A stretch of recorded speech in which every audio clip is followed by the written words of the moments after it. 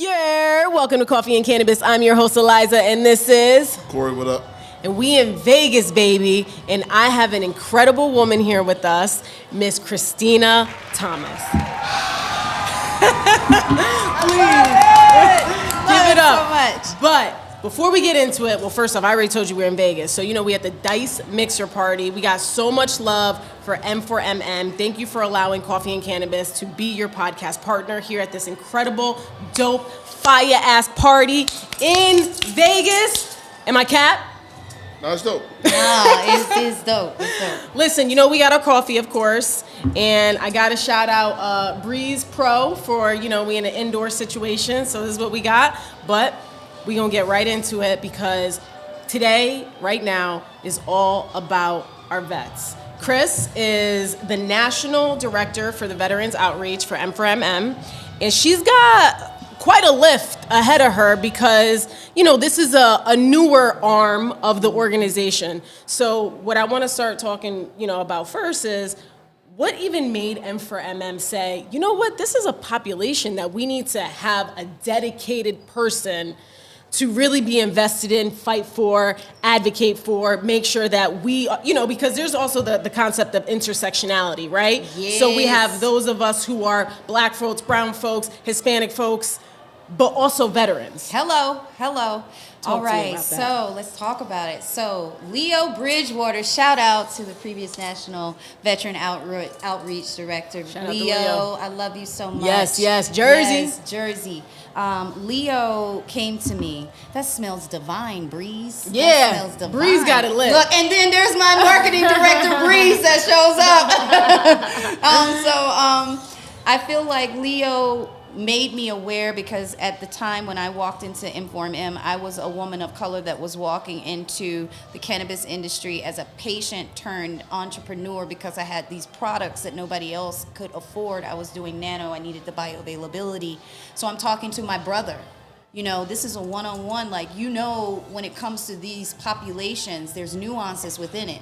Veterans are a minority, but that is a white male majority minority. Woo! Come on now. Talk about So I got to be able to navigate what it is to talk about special populations inside of something that comes from post-traumatic slave syndrome capitalization, okay? But when we do that, we got to talk about what's real. So how does a person of color get involved with an actual business pioneering effect that never ever included them anyway? Right. You got to talk to somebody that know about it, be about it. Leo was behind legislation just like me. Now, who am I here? So he's like, yo, Chris, this is you doing this on such a micro, macro level, meaning social economics of that veteran population. I was using data. I was using my skill sets and, it wasn't about having an MBA. It was about being with the people every single day, hearing it left in and left out. My background was working with patients and looking at those that have been in the worst type situations, not combat, but the combat within. The war that everybody sees right in front of you and does nothing about it. Yep. So it's whether beyond the borders or right here inside the borders. So mental health inclusion was my priority. Working in this state for the mayor and the governor's challenge to empower veterans meant that I actually am living in a minority majority state, city area, for real. My judges are Black. Ooh. My mayor is Black. Okay. My state representative is Black. And my U.S. representative is also Black and a Latino female in the Senate. Come on. How do you make waves without it being an actual powerhouse to be able to speak to it? Yes, I could have been in this position in Texas and talking about it. Good old talking about it.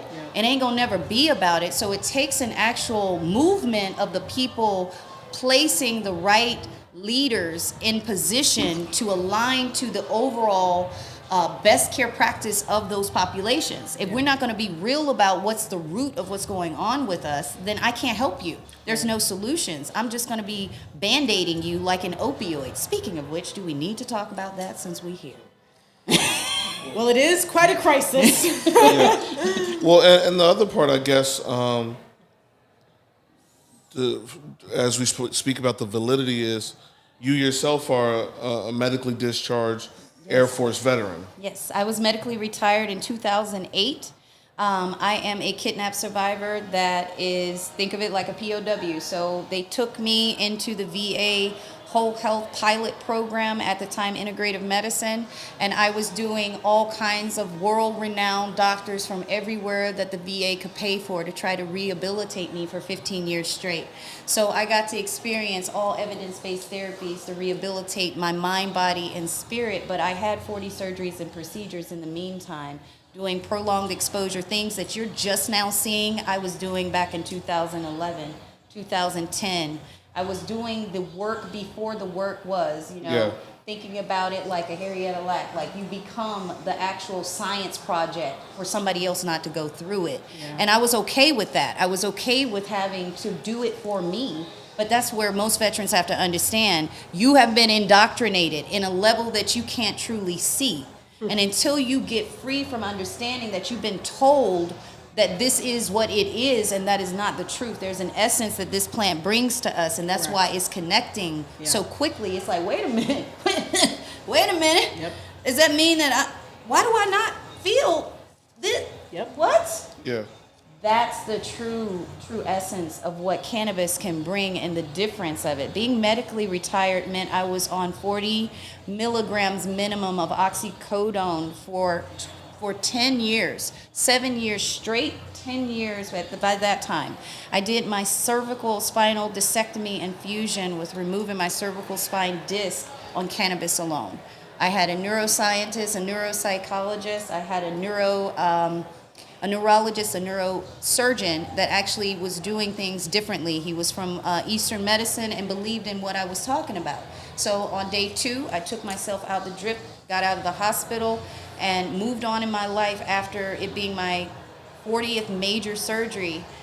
I was sitting there moving around where I wasn't even supposed to look down, this, or this, because that's what Western medicine said was going to happen once you're fused. But what happens when you use cannabis as a treatment, you're not numb. Those receptors aren't blocked. What I didn't say was I went to Pacific College of Health and Science because nobody else is certifying you to understand the real, true science, pharmacokinetics of cannabis, meaning the overall health of that plant and how it applies to your body. But that means you got to care about your body first in order for you to want to even learn about the plant. It won't match if all you do is learn the plant, but you don't understand the body and the brain. So there comes an advocacy role where the person has to want to integrate into learning. They are healed. They are not a number in a system that's just simply meant to be a machine that got broken and left for dead. Yeah. That's not what we are. We're not expendable. And I damn sure not trying to be that expendable movie. You know what I'm saying? But that's what they've been programmed to believe. That's all they are. Yeah. Take the pills. There's pictures where I'm having 2 bags of pills on my shoulder and going every 3 months and getting treatments of 6 hours at a time for chemotherapy for 17 years. I get to UCLA to only find out I was misdiagnosed. Sorry not to laugh at. No, bruh, real talk. It's insane. 17 years, DMARDs, biologicals, chemotherapy. You're misdiagnosed. My executive assistant is here. She was the same way. Come on now. So all of those souls that I'm collecting is research patients of not understanding Western model. So Western model and the DSM of psychiatry does not include trauma and toxic exposures and public experiences, and it damn sure don't include herbal, folk, or integrative comedic law of the original medicines. Right. So when we exclude that, you don't have a real whole health experience for your people. That's why our people die from the lack of knowledge and understanding that we are not broken. Veterans are just an essence of what it is to be controlled by a government. We are the most studied population that we have outside of Chinese medicine. So why not take this understanding that we have with this population and do something different? For those of you who are a little bit lost, right, when she talks about whole person health, our systems, our body, the same way we have a muscular system, we have a skeletal system, we also have an ECS system, right, your endocannabinoid system in our bodies. It regulates mood, appetite. That's why for veterans that suffer from sleep disturbances, sleep apnea, I mean, the list is so long. I get list PTSD, is anxiety, long. there's depression. There's so many different things that, you know, and when you say, okay, it's just this one plant. Right. But the reality is that It's over 140 compounds within that plant that Thank faces you. all of the different Took things it in right that out of plant. my mouth. So the endocannabinoid system is going to work on the mind and the Right, body because right. the CB1, CB2, CB3, and new CB receptors are going to be discovered as we continue with modern advances in technology. As a medical cannabis consultant, that is the main thing that I try to help people understand when it comes to pharmacokinetics. Your cannabis does not work with synthetic medications, and it can cause a actual clash. Right. The reason that your VA doctor is denying you isn't necessarily that he just wants to be an asshole. It's because that medication, yes, your blood pressure and your other medications could, in fact, with your hemp included, can be a correlation and a clash into your overall treatment. People have to understand it's not that someone's trying to control you. We want to give you the best overall effect. And most of our Western medicine doctors have not went into the CEUs, that's the certified educational and higher extension of their education and their actual program of study.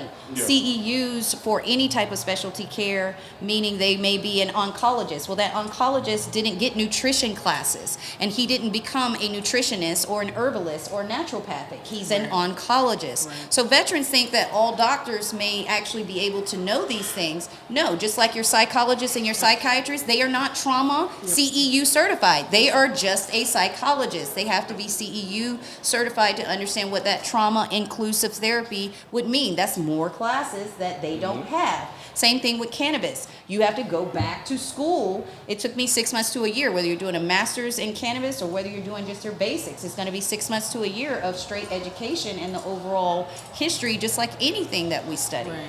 If you didn't do that, then you're just checking a box. Right. You really didn't think about the overall consumption because the ECS system is overall mandating the organ systems. Right. So if you think that you're so much in control and you're a neurologist, oh, well, the nervous system controls it all. No, sir. The ECS system controls does. your nervous system. Yep. And so you're autogenic. So whether it's being able to look at what it is to have body systems that have been eliminated just because of the failed war on drugs and big pharma actually trying to capitalize off the medical Yes. industry. Until we recognize that these are all propaganda that we're playing into, we're going to continue to be sick. So we got to be able to talk about restorative health. We have to be able to talk about whole health, meaning all your organ systems need to be in consideration when you're talking about treating anything. So if you're like, oh, well, I need to do this for my stomach, but what about your head? And what about your toe? And what about all those other things that can actually mess up your whole life? Did you Yeah. think about that? Yep. No, yeah, and the other part of it is now we're seeing situations where the hospitals and doctors don't want to give you the opportunity for full treatment Nope. once they see you have cannabis in your system. Yeah. Correct. Facts. So I had that when at my job, my head of security, who's an ex-police officer, super straight-laced dude. Like, when I say, like, all-American white dude, state trooper looking, great guy, Did but he have like, the stash? no. Oh, man. But, They normally do. he actually used to be a Jersey City police. But straight-laced guy, doesn't smoke weed. Every now and then might pop a gummy. That is the most of his extent of cannabis. He's head of security at his cannabis facility, but every now and then, and I mean every now and then, like weeks apart, might pop a gummy.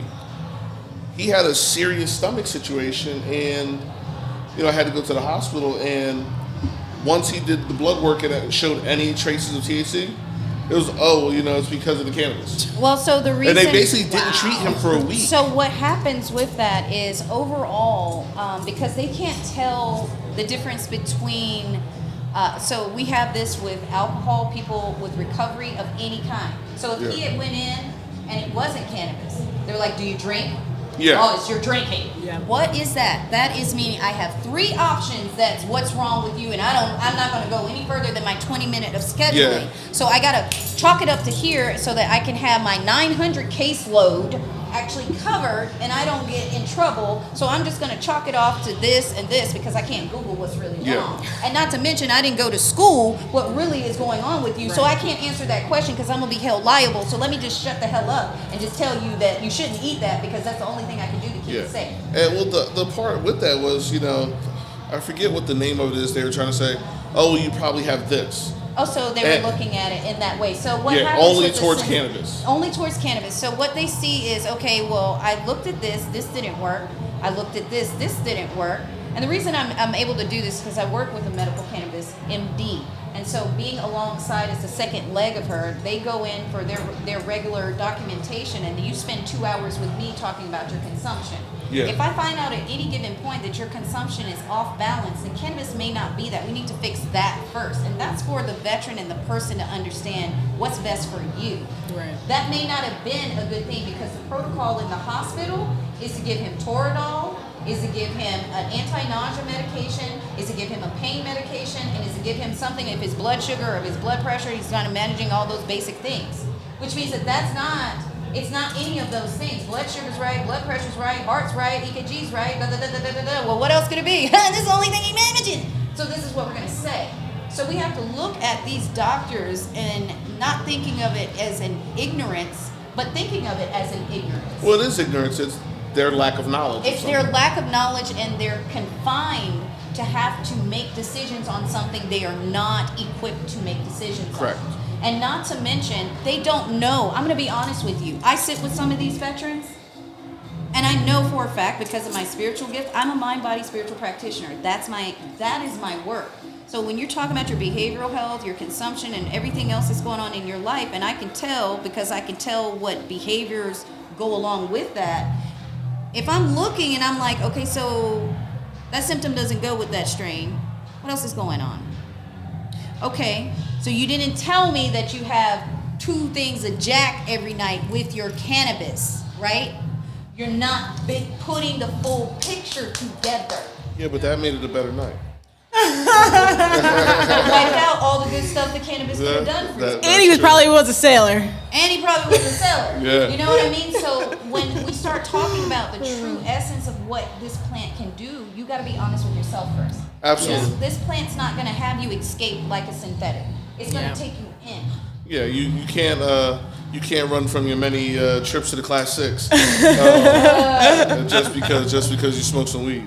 So. But listen, that's Thank an you. education. I mean, education is obviously the biggest challenge. Every single conversation that I have, it doesn't matter what it's about, it always stems down to education. It does. So now we are, I don't want to say fighting with, but we are now challenged with getting this message to one of the most difficult organizations in our nation, which is the VA and the VA healthcare system. Yep. So now that we've outlined all these problems that we have, what is M4MM going to be bringing to the table with now you taking this leadership role, and what is it going to be able to do for vets and be able not only to do for vets, but be able for the VA, right? Because someone needs to be that messenger there to get, to be able to have this sort of an intellectual conversation, also that is very evidence and data driven, so that they could wake the hell up.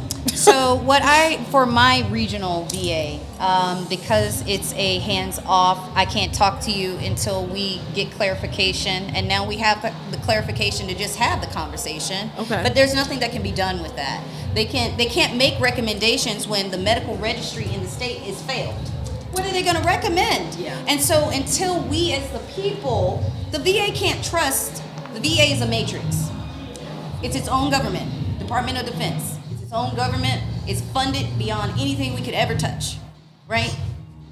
It has to depend on the community partners, because most of our veterans are more than 2/3 in this state. 2/3 are out in community care due to the actual legislation for that. So this data that I have when it comes to SAMS, so if you don't know what SAMS is, that's a Substance Abuse Mental Health Service Administration. That is a national census organization that talks about it. Now, what have I done when it comes to that? That means I have to change language. Instead of saying substance abuse, we say substance use. Why? Because when we're talking about appropriations and legislations, that is a language thing. So if I need someone to get actual help, M4MM, so we know safer banking and all of this, your substance use as a patient, not abuse. Right. But you want to get off of all medications to include cannabis, but you have to align to being an abuser in order to go into the program. Wrong. So we have to start with language. Start with language, definitions of what this is. Start with redefining what the definitions of what this is. So we got to start with what down in the nitty gritty. It wasn't written for us. Start there. In Forum M, we have our amazing Roz, we have our amazing Eric, we got Banks and Company. That's the actual policy that all of this is great. I love it. But none of this matters until that is done. Yeah. If I don't get policy push, meaning Senator Mass, meaning going over to Jersey, I got to go back to New York. All of those legislators that we hit, and it was over 100, and we were knocking on doors. Me, Roz, and Eric, we were door to door to door to door. And they were door to door to door to every single building that we could get to. Meeting with them meant, and this is what they said, give me the data. I love it. Give me the data. Okay, so what I need now, because I'm going to hit you up in your state. I just got to make a list of who state, what, when, where, and how. What that means is I have what I do here is brain trust and roundtables. That means I bring your legislators in, and no one comes in from the industry except the veteran, the family member of the veteran, and they sit down and they have a voice. You That's tell power. them what you need. That's power. I don't want to talk to you. You tell him who's making the decision for you and your health that you fought for him to make that decision for his health, okay? Give me chills. You tell him what you need. Very dope. That's for every single state. That's what I bring. Empowerment. Yeah. I'm not here to run it. I'm here for you to be the advocate, to teach the others that are coming behind that are advocates. I had amazing women before me that sat me down and said, hold up, baby, hold up. You got this messed up. You went over there, not them. Right. You live with that every single day, Yep. not them. Yep. That is why they are there. They are a representative. Yep. Understand what that means. They represent you. So if you don't feed them, they represent themselves. Yep. We have to see a culture that is created, that is going to be our voice, not repetitive rhetoric and where we were never involved. The rhetoric does nothing for me. Don't talk to me. Don't waste my time. I save lives every day. You really are wasting somebody's life if you're over here talking to me about something that's not going to move the needle. I have to move the needle through these conversations with legislators. Why? Because I'm not going to sit here and fight with a compliance board that's fed and all of this other stuff through state bureaucracy is going on, and you're never going to see that move. You're wasting your time, especially when it comes to a veteran. So what message would you want to send nationwide to the veterans, especially those in the shadows that are not talking to their provider and letting them know that they consume on the low, that are not talking to their rating or the person who rates them, right? Because they don't want them to put that in their rating and affect what their disability amount is going to be. Those that want to sit with a legislator and actually express what they need and how this is impacting them, what message would you send? Because you're nationwide right now, and I know you said you want to put some folks in place, but right now this is on your shoulders. So I want you to talk to all of the vets that are out there in this nation. What do you need from them so that you can activate them to go get this work done? I am so ready to activate you. First things first, I need you to be real clear with yourself. Can you do the work? Because this work is not for the faint of heart. Facts. I have 30% suicide rates. I have toxic exposures. I have a lot of elderly. And I got young people that are lost and left behind. So if you want to do anything, first of all, I need you to understand you, and I need you to understand your community and what that community need is. Because if you get out there with your agenda, again, you're just another mark doing your agenda. What do your people need? That means that you're gathering up. No, I'm not saying you're going to the VFW.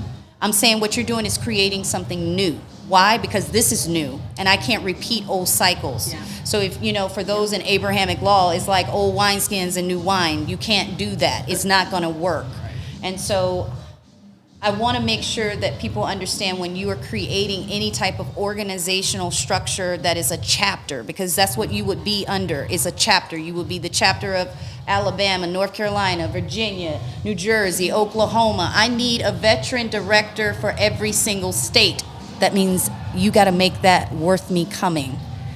And I need that there. If it's just you, I will communicate with you. But there's a certain level of being able to have a benchmark checked. We can't just talk about it. You have to have an action-driven committee. Those committees will feed into the information of the legislation. That legislation, you will gather up and keep that data safe. You're not getting any last four, last name, and none of that. You ain't the VA. What I'm asking you to do is create a network. That network will come into play in April. Why? Because I'm doing a Psyche of Psychedelics panel for the National Cannabis Festival in DC. And we also will need to rally together that entire week for M4MM, and not to mention all of the other veteran cannabis organizations that will be there. We need to show up in numbers. Why do I know that? Because that's exactly what the representatives told me to tell you. You have to show up in numbers until they see that it's real, and you keep going, but my benefits, and you ain't gonna have no benefits. So you can keep sitting in the house, you can keep siloing yourself, and then decisions will be made for you. And that's not what I'm looking for. So what I need is for each state to come together, and no egos don't work in this. You fought for freedom for everybody, so be very clear. If you got all kinds of issues with Republican or Democrat or this or that, that's not what's going on here. You keep that to yourself. You fight for the freedom of the people, and we're doing it off of the backs of those that need it the most from the failed war on drugs. Be very clear on where you're at. I do not silo any experiences, so if you are white, that doesn't matter to me. We support everyone.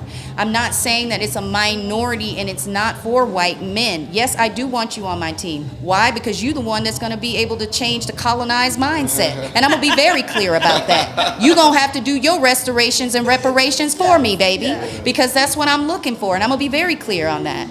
I'm not looking to keep repeating cycles. If you're going to do that, I got a whole organization that's doing something totally different. I can help you find all over the organizations from everywhere and in between. Find that if you want to repeat cycles of the old. But this ain't it. You got to have a mindset that's not rigid. You got to be open. You got to be patient. You got to be flexible. And don't think that anything is moving quicker than like anything else. It is the government. You are a veteran. This is the government. Welcome back. Well, we appreciate you being a resource for so many, and we hope we can be a resource for you and help however we can.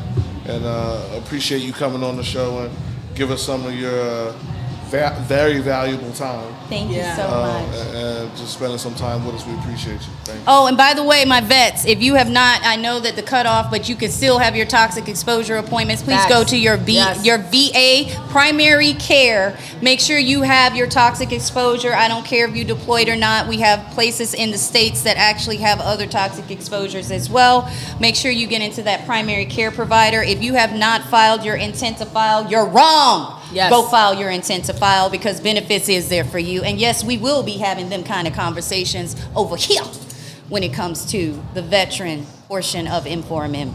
Nice. I'm going to follow up on that because I strongly believe that everyone who has served deserves their benefits. Yes. Deserves to be offered their disability. Yes. Right?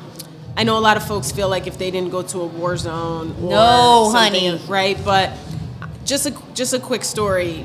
I went to combat twice. However, when I was in boot camp, I had 2 white RDCs. I don't know what that RDC, whatever. TIs? You know, the drill sergeant. Yeah, TIs. Yes. Military training instructor. Yeah. And they were both white. And I remember they took us on our little trip to the Necks. Jesus. And they told me that I could only purchase pink lotion to do my hair. Oh, I was only allowed to buy in the one section, and I needed some Cantu, I needed some mixed chicks, I needed some love. And I joined in 2012, so it was over 10 years ago. And not to minimize folks' experience, because I have been to a combat zone, But that we covered that too. large scale, yeah, we cover colorism. microaggression. Yes, microaggression right? is a trauma. We do take those into intent to file. You need to have a certified veteran service officer, and that is an accredited officer. You can go to va.gov and put in benefits, and it will be able to pull up in your local area, in your regional area, where that actual accredited VSO is. Your actual systemic racist trauma is still a part of your service connection. Yes. You are absolutely able to go to the mental health clinic and get that care taken care of. I made sure I lobbied and made the legislation available. So I don't care where you are in the nation. I don't care where you are in the nation. You can go to any ER and you can get, whether you are suicidal or whether you're having a bad day, you can go to the ER. You ain't got to worry about that bill for your mental health. You're not going to be charged for that. So you don't want to go to VA, you can go to the ER, which means that if that is a trauma that is bugging you and taking you down that road, I don't care it's the ER. You got to be able to tell them that that's what it's done to take you into that pathway away from yourself. Many people always think it's combat. Let me be very clear. No, it is not. Do you get the most benefits out of having a combat experience? Well, yeah.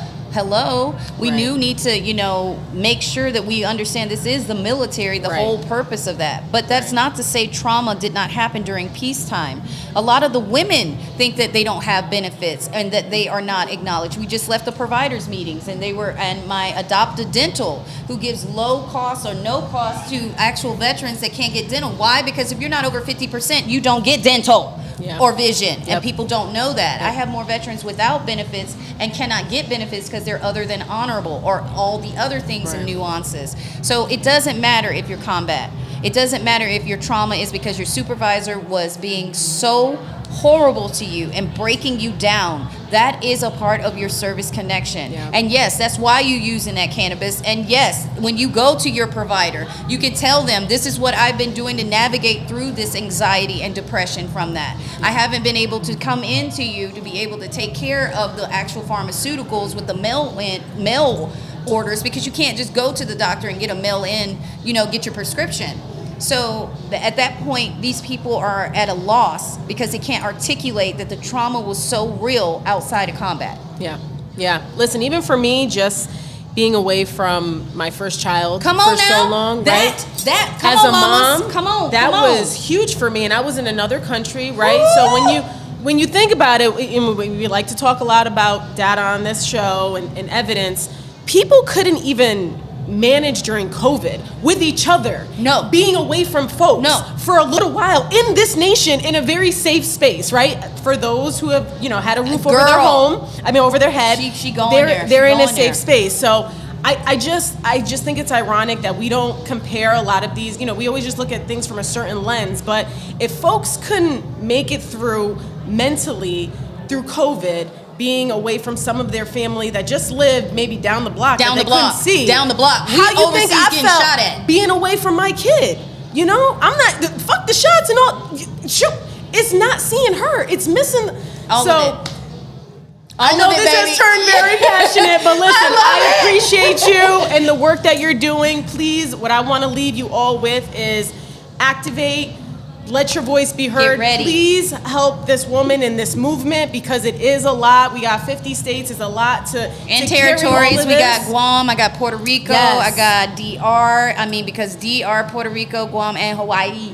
So those are all the places that I have to look at. Join this movement. Be a leader. This is what we're meant for. This is what we have been trained to be, right? Absolutely. So be a leader. Join one of these chapters and support her. I appreciate you so much, Mama. Thank you for coming. Thank you. She's so beautiful, y'all. I gotta tell you, she's so beautiful. Peace. All right.